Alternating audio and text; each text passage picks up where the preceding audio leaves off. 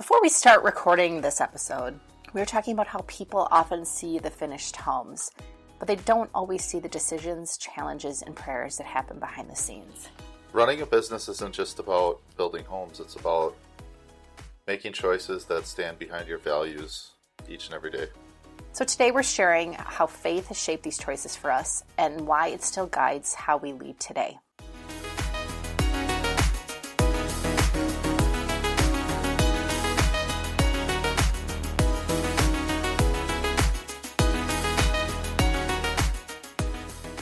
Welcome to Nail by Nail, Building More Than Homes. I'm Julie Loos. I'm wife, mom, and co-partner in this adventure we call Loos Homes. This podcast has been on our heart for a while, a place to share our story, our values, and the faith that guides us as we help families build their dream homes. Each episode, we'll talk about what it really means to build more than just a house, to build community, connection, and purpose. And as always, I'm joined by my husband and the founder of Loos Homes, Greg Loos. Thanks for being here, and thanks for everyone listening.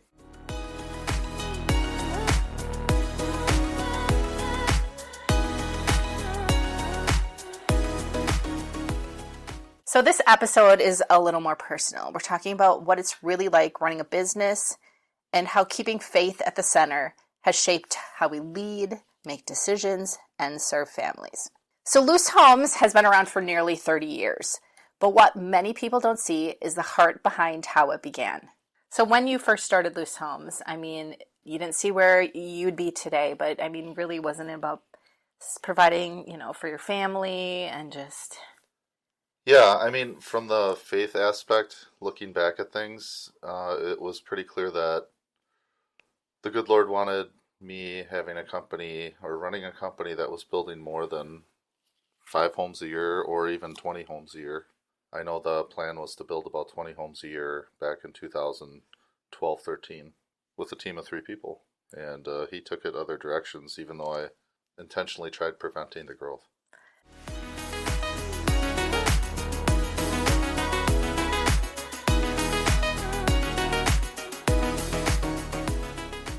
So let's talk about what it means to keep faith at the center. So when we say faith at the center is faith at the center is at the center of our business, what does that actually look like day by day for you?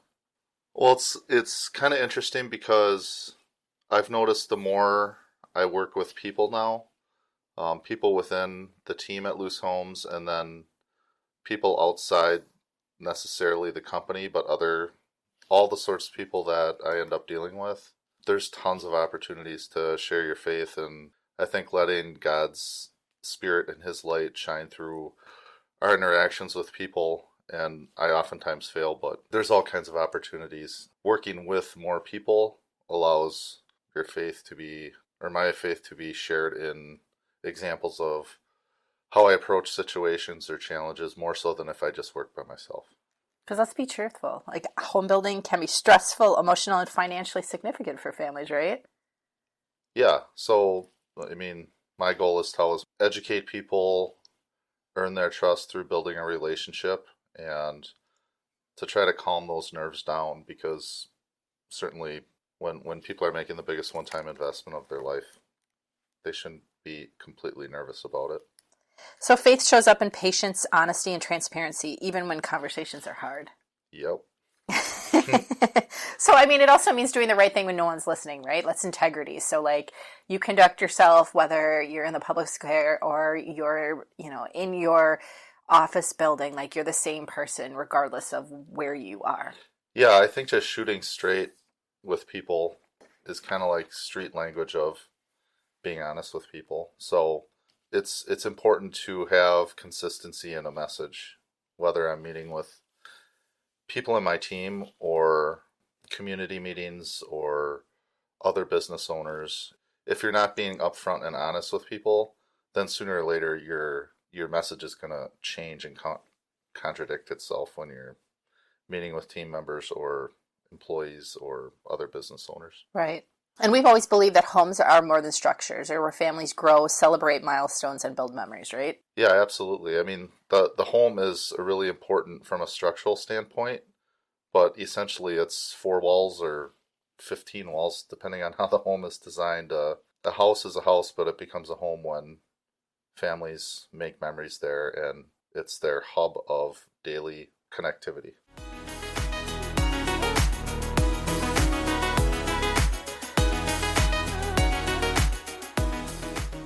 All right, so let's talk about the blessings and challenges of a business. So even though Loos Homes is a single owner company, people often tell us it feels like a family, and that's very intentional, right? Yeah, I have always wanted to, controlled growth is something that I always wanted to have as a focus. So for example, if my plan was to build 20 homes in a year and the Lord was making it clear that we were well going to exceed that number, I always wanted to make sure that we were growing in a way that I don't ever want to lose the atmosphere at work, in the office or in the field, but basically the work family. I don't want to lose the atmosphere where there's so many people that you can't take 5 minutes during the day and talk about how was their weekend, like outside of work on a personal level. So I enjoy getting to know people within my team, what they enjoy doing for hobbies, how their family's doing, how their kids are doing, that kind of stuff. And I think when a company is so big, owners lose the ability to have that interaction with their team of people. At the end of the day, what's really important to me is I never want to add a position in my company that's short-sighted thinking as a band-aid fix to a problem, with the intention of it kind of being temporary, and all of a sudden the next year you can't afford to, from a business perspective, afford that position. So again, that comes down to transparency and just, instead of shooting from the hip, talking from the heart of, and I have done that where there's been temporary positions needed, and it's totally upfront, is like, we need help in this area, but we're not sure how long we're going to need the help. So it's kind of a full-time position in a 6 to 9 month window of time is what I'm foreseeing. And then let's PDCA the situation, plan, do, check, adjust. Let's reassess where we're at 6 months, because I don't want to leave you hanging where you're without a job. Right. And I think approaching things that way has worked well for me over the years.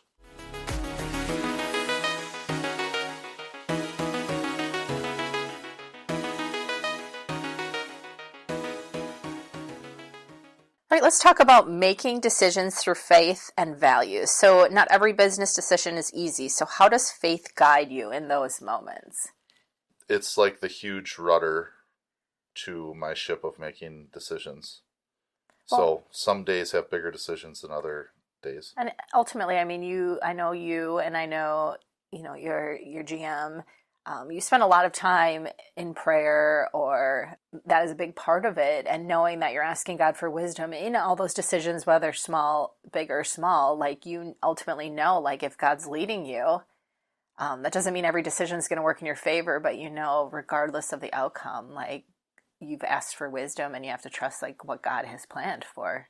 Yeah. And I certainly, total disclaimer before all of this, I am not the master of it, and I fail and need help every day and every week. But at the end of the day, whether it's any kind of business decisions or challenges that come up, I mean, there's choices that any business owner has to make. And there's some going on right now where it could be, the human nature side of me wants to just completely word vomit a bunch of common sense at the situation, but that's not really going to be strategic or help. So a lot of time, praying, and sometimes they're just quick prayers. Like I'll be like, Lord, give me your spirit, give me the words to, give me the thoughts to handle the situation, give me discernment, because I'm not coming up with it right now.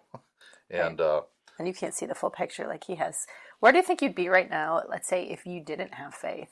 Like, do you think you would be seeing yourself at 30 years in with a company? Like, honestly, like, don't you feel like without your faith, gosh? I'd probably be dead. I honestly, there's my faith in my Creator and Savior has totally made things go from where they were to where they're at now today. And I know that all that can also be taken away too. So I try not to take it for granted. Yeah. So faith helps us focus on long-term impact instead of like short-term, like what's going on, right? Yeah. Definitely. Any business owner could relate to this, and you don't have to be a business owner to relate to it. Even sometimes in family, like maintaining a family, maintaining isn't the right word, but you know what I'm saying is like trying to start having the end goal in mind when you're doing stuff helps you go through the road bumps as opposed to just looking at the road bumps. You can like Right. look And that's kind past of that. the quote that we've been using within the last few years is keep the end in mind, like intentional. Yeah, you have to be I've had to be intentional in order to get to a point of being blessed to build, 60 to 70 homes a year. A lot of trust has needed to take place. First of all, trust in the Lord, and then also trust in people. I Mm-hmm. had a really hard time being a micromanager for many years because when you're used to doing everything yourself, Mm-hmm. then it's like if you have to let go of some of that in order to grow, Yeah. you need to, I mean, there's training involved, and sometimes the way I would train somebody to do something might not be the best way of doing something. So I didn't want to be like that crusty older guy that was kind of like everything needs to be done my way or the highway. Right. I had to like let go of a lot of those control tendencies, I Mm-hmm. guess, Yeah. which the only way to let go of that is to trust people and surround yourself with people that are better at certain things than what I'm. Right. You can't be good at everything. Right.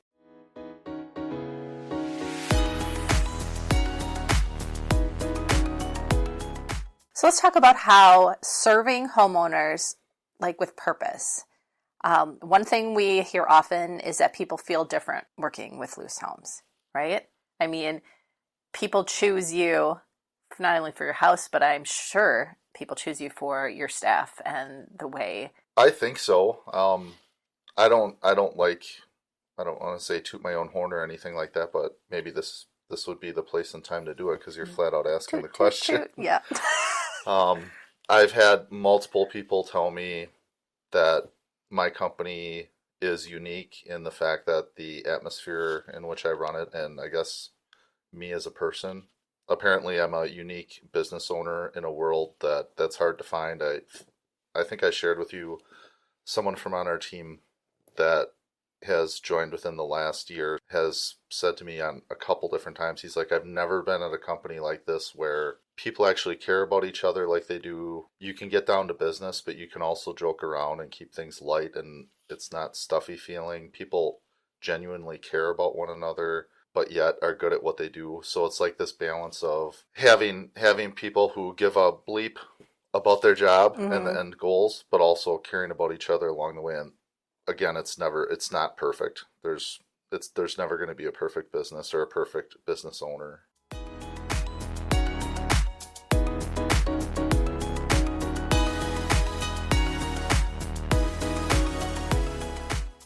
So let's talk about we've like what you've learned along the way. So almost nearly 3 decades. What lessons stand out most to you? I'm putting you on the spot. Can you give me What is three lessons? too much?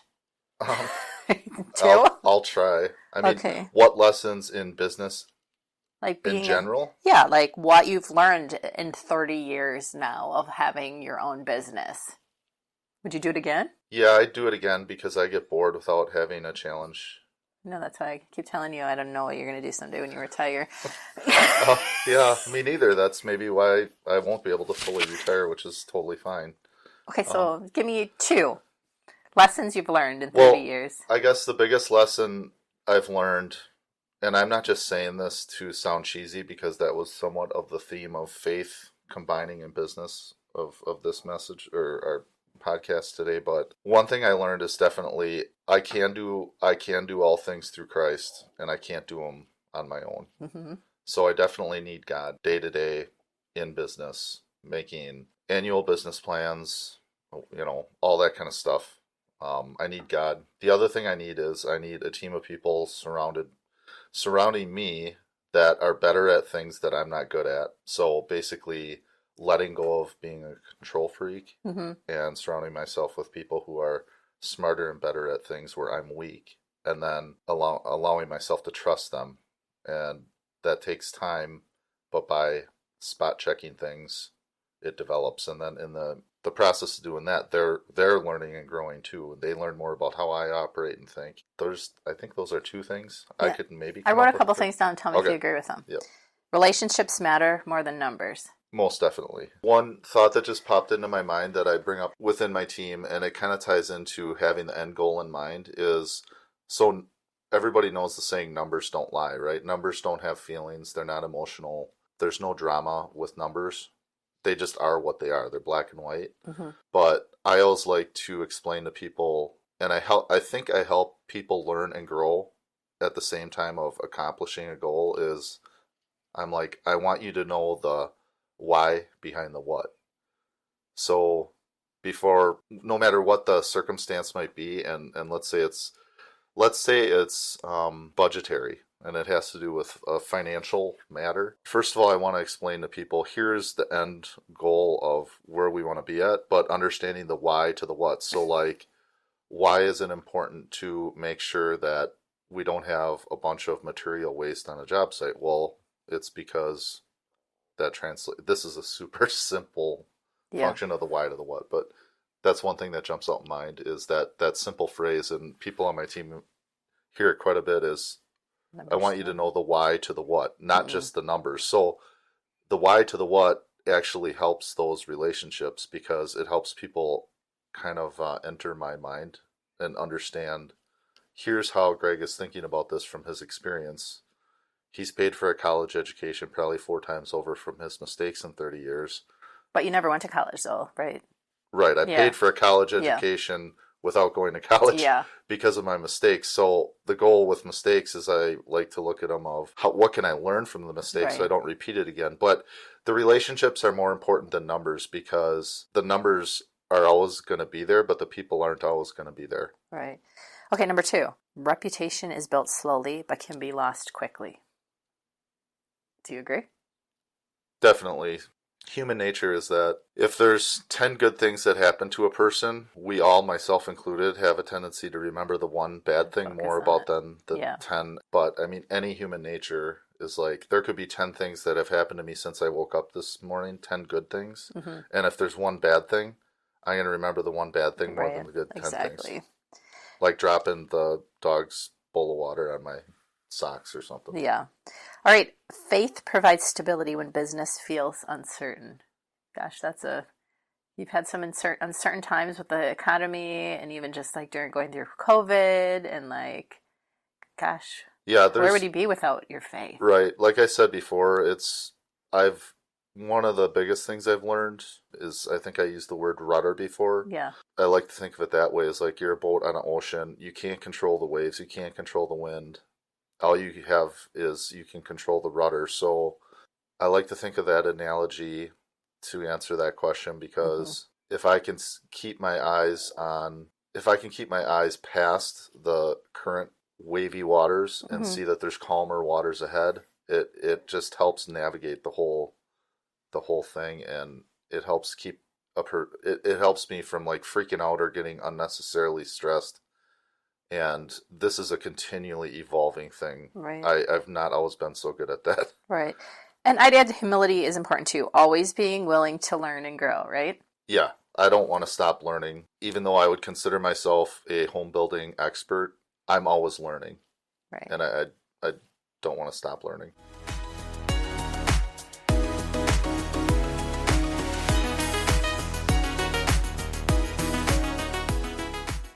All right, so let's talk about this one. This is probably where everybody's going to tune in.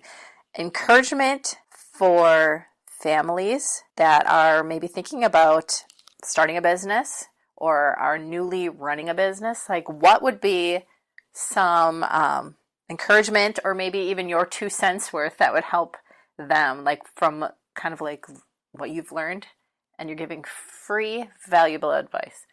Okay. One thing, if somebody is considering starting their own business, first of all, that's super awesome and exciting, and I encourage everybody to consider it. I don't want to talk myself out of having team members at Loos Homes, however. Please stay. But yeah, the biggest thing I think is really important is you have to love and have a passion for the thing that you are trying to create a business out of.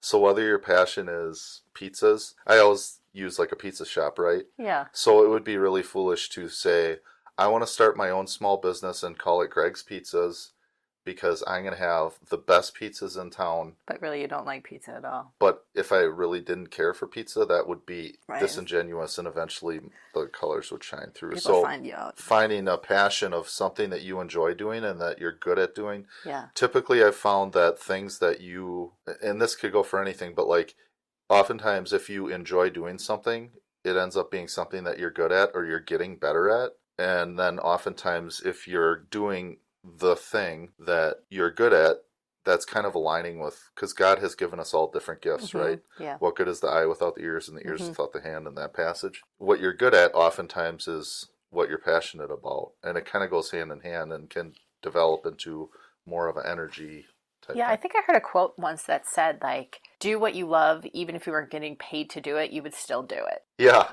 You know, I mean, the reality is most people have to work, but like do something that if someone wasn't going to pay you, you would still want to do it. Exactly. So, and that ties right into a good friend of mine that I work closely with every day made a comment to me is you can really see it in people when they're coming to work even though they don't have to come to work. Right. So that kind of goes in Well, line I think with just what you're saying. excitement, like you can see passion in someone, and if they love what they're doing, like everybody will know. Whereas if they hate their job and don't really enjoy what they're doing, like everybody will know. So Well, it's yeah. like, I mean, let's be honest. I think we can all. and that's not saying no job is perfect and you're going to have bad days, but I think Oh, yeah. overall, like if you are passionate about what you're doing, people are going to know. Yeah, I mean, I think we can all think of people specifically in the workplace, at our jobs or at our companies that we work at, where everybody has a certain type of energy. Things can be infectious in a good way, or things can be infectious in a bad way, right? Yeah. Like, amen to that. So you can know oftentimes, and not like everybody's consistently the same every day because we're all human beings, right?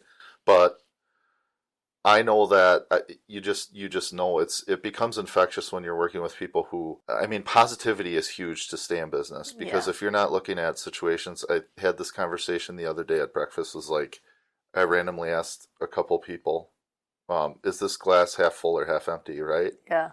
And that would kind of actually go back to the whole, what encouragement would I give to people thinking about starting a company is a positive attitude. Goes a long way.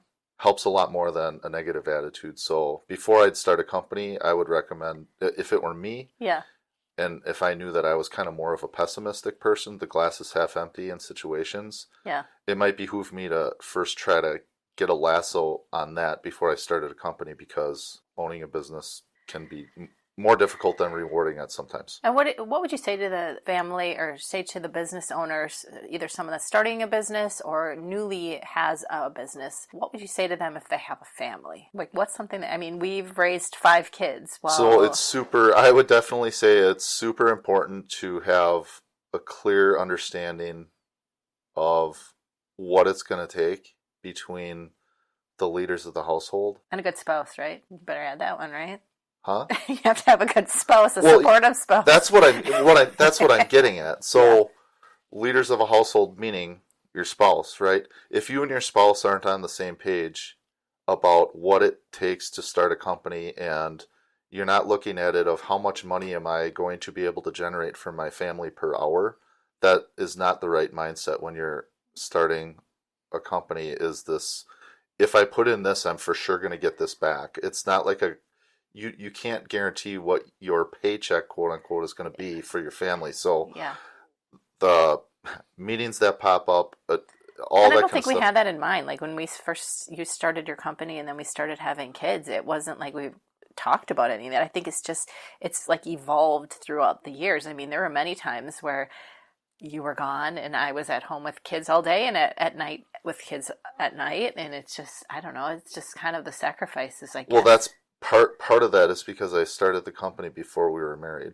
and before we had kids. So I think I didn't know we any kind of, different. that's just kind of how it was. And I think you kind of still chose me amongst that. Yeah. And so I guess what I was saying before is, if it would be different starting a business once you already have a family. Yeah. Then the timing of which we did it was I started a business. We were still dating. Maybe we were engaged at the time. I should remember those specific details. Forgive me for Closely that. around But, the same time. right. So you were just kind of used to seeing, like, Yeah. it's not like Greg goes to work at 6:30 in the morning and gets home at 5 every day. You weren't used to that from the No. start with me. Whereas if that was my job, let's say for 10 years, and we had 2 kiddos, and then I came to you and said, "Hon, I think I want to start my own home building business, or start our own home building business, but this is how it's going to change my Monday through Friday. All of a sudden, it's a Sunday through Sunday type thing." Yeah. That would be a different scenario, right? Mm-hmm.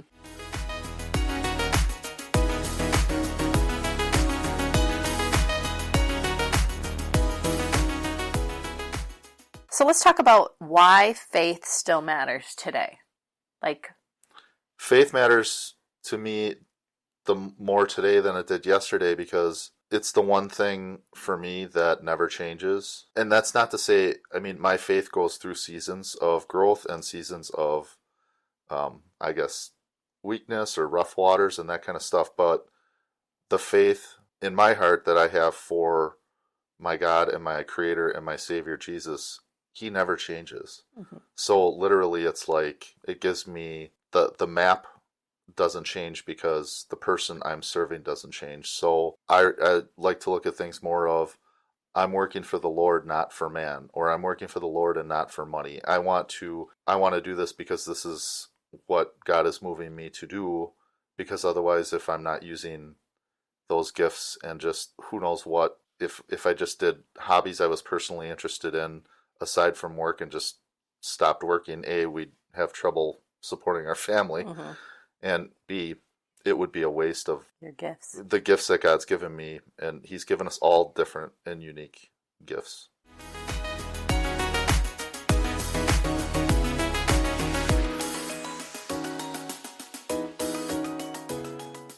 So thank you so much for joining us for this episode of Nail by Nail, Building More Than Homes. We hope today gave you a deeper look into the heart behind Loos Homes and how faith and family continue to guide everything we do. In our next episode, we'll talk about something many families and business owners wrestle with: how to balance work, family, and faith in everyday life, and what we've learned along the way. So be sure to follow Nail by Nail wherever you listen to podcasts, and if this episode encouraged you, we'd love for you to share it with someone who might enjoy it too. Thank you for listening, and remember, the best things in life are built nail by nail.